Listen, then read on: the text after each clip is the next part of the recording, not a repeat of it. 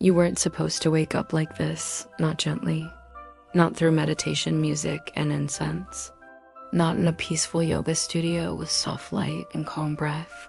No, you were forced awake through heartbreak, through confusion, through the kind of pain that rearranges your entire identity.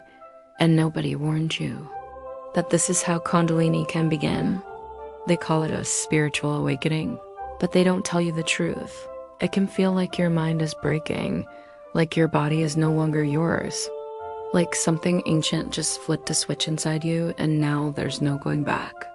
You start noticing things, energy, patterns, people. You feel when someone is lying before they even speak.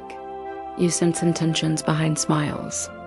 You pick up fragments, languages, emotions, thoughts that don't feel like they came from you. It's overwhelming and terrifying because you don't know if you're expanding or losing control.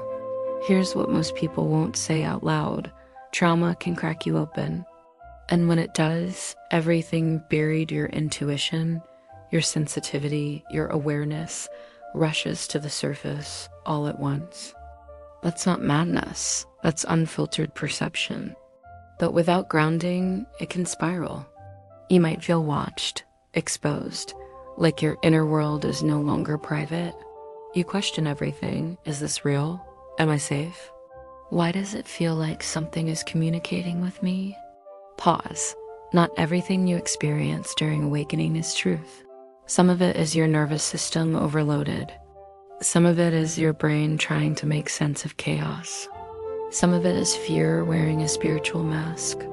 And this is where people get lost, because when you're in that state, you're vulnerable to ideas, to interpretations that can pull you deeper into confusion instead of clarity.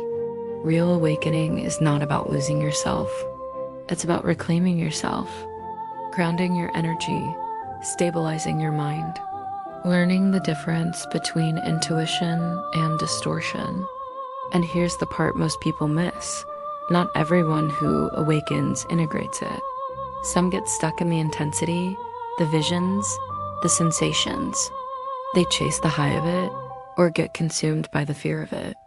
But the ones who truly rise, they do something different. They slow down.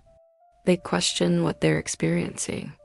They anchor back into reality, body, breath, present moment.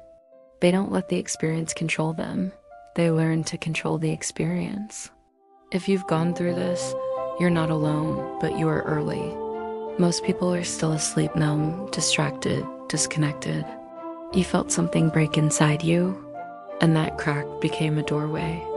The question is, are you going to step through it consciously or get lost in it?